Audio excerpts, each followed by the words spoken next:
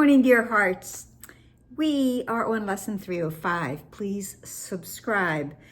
But first, we're going to start with the fifth paragraph. Well, I'll read all of it, of what is the second coming, then go into today's lesson. So much good stuff, so many wonderful lessons that I can easily enfold into today's lesson. I'm sure you have some as well. And you may say, but she didn't say that one. There's so many, okay? But what is the second coming? So I'll read all 5 paragraphs today as we get started. Christ's second coming. Please subscribe. I think I said, I don't know. Please subscribe. Christ's second coming, which is as sure as God. Could anything be more sure than God? Could anything be more sure than our Creator, our source, our celestial parent? There is nothing more sure than God. God is. That is the certainty of our Father, which is as sure as God, is merely the correction of mistakes and the return of sanity, the end of sin, the return of sanity, which means the end of the illusions. It is part of the condition that restores the never lost. We were never lost. We thought we were. We wandered off. But we were never truly lost because the Holy Spirit was always right there with us, and reestablishes what is forever and forever true.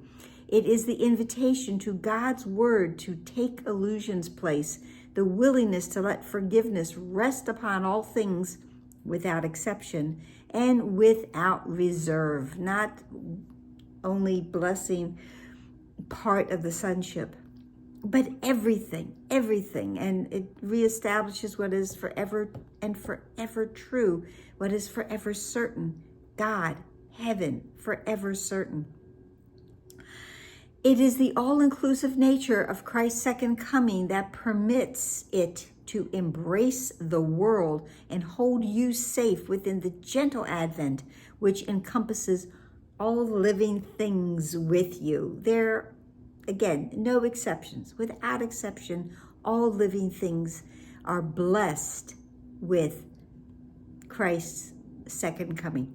There is no end to the release the second coming brings, as God's creation must be limitless. We must be limitless because that is how our Father created us. Forgiveness lights the second coming's way because it shines on everything as one, and thus is oneness recognized at last, which played very well into lesson 302, where darkness was. I look upon the light. The light is very much within today's lesson as well, because it's speaking of vision and seeing.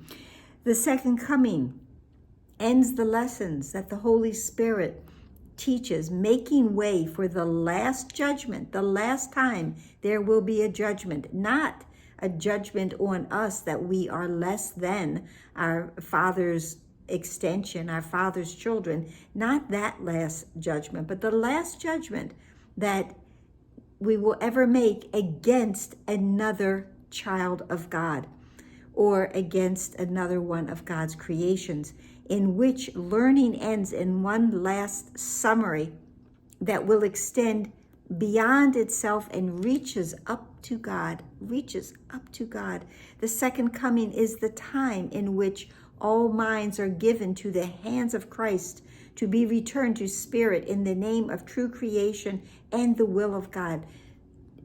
True creation, return of spirit is our true creation. Our reality is spirit because we are exactly as our Father. And God is spirit. God is not a man in the sky. God is not, has long robes and a flowing beard. God is spirit as we are. And we have done ourselves the injustice of believing there must be form, because there does not. The second coming is the one event in time which time itself cannot affect. For everyone who ever came to die or yet will come or is present now is equally released from what he made. What we made this crumbling body. We made this body that's only an illusion. We made this body that is delicate and ephemeral and very, very temporary. It is this equality in this equality is Christ restored as one identity. We are one identity with a capital I, in which the sons of God acknowledge that they are all one. All are one. We are all one. No separation. Yes, that idea that we must overcome and heal our mind from believing that we indeed are separate from our Father, from all living things, from our brothers, and really in many ways from ourselves, because we don't know our true identity. So we really have separated from who we really are. And God the Father smiles upon his Son, his one creation and his only joy. The 5th paragraph, which folds into today's lesson, pray that the second coming will be soon. And spoiler alert, or was spoiler alert, because I already read this paragraph from the last section, but you might remember it. Pray that the second coming will be soon, but do not rest on that. The second coming needs your eyes and ears and hands and feet. It needs your voice, and most of all, it needs your willingness. Let us rejoice that we can do God's will and join together in its holy light. Behold, the Son of God is one in us, and we can reach our Father's love through him. We are one with our elder brother and with our Father. Now, today's lesson is, let not my world obscure the sight of Christ.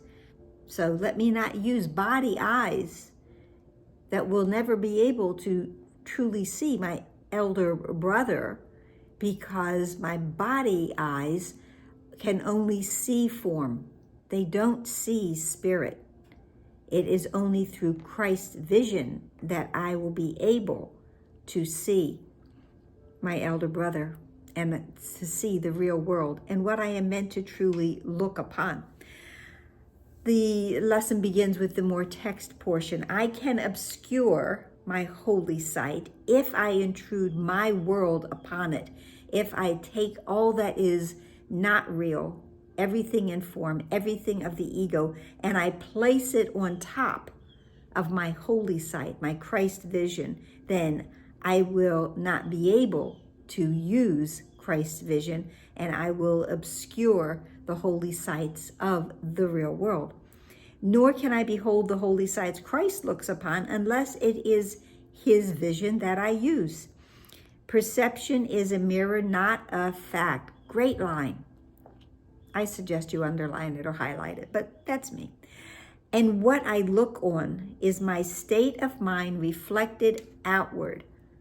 Inside job. Okay, my state of mind reflected outward, projected outward, or extended. So it can either be the reflection of my holy mind, or it will be the reflection of my ego mind. In that case, I am projecting onto everything around me what I think I need to see. I would bless the world by looking on it through the eyes of Christ, and I will look upon the certain signs that all my sins have been forgiven me. All my sins. Now, just for a moment, I want to mention a few things. One, so what we need to understand is sight is not coming from the eyes, it's coming from the mind. So what I am perceiving is what is within my mind, my state of mind reflected outward. So it's not what the eyes look upon, it's what the mind tells my eyes to look upon. That's one. Way back when, lessons 20 and 21, I am determined to see. And then the next lesson, I am determined to see things differently. I'm determined to see through Christ's eyes today, so I indeed will see things differently. I will not be using the body's eyes today, which was lesson 270. I will not use the body's eyes today. So it was just moments ago that, we want to look upon a forgiven world. A world that is forgiven will signify that the Son acknowledges the Father and lets his dreams be brought to truth and waits expectantly the one remaining instant more of time, which ends forever as your memory returns to him. So I will not use the body's eyes today, and in not using the body's eyes today, I will not allow my world to obscure the sight of Christ. I want to rise above all body thoughts and images. Second part of today's lesson in italics, so it is prayer. You lead me from the darkness to the light, from sin to holiness. Let me forgive and thus receive salvation for the world. It is your gift, my Father, given me to offer to your Holy Son, that he may find again the memory of you and of your Son as you created him. And in lesson 159, I give the miracles I have received. We were instructed that Christ's vision is a miracle, and it comes from beyond itself, for it reflects eternal love and the rebirth of love which never dies.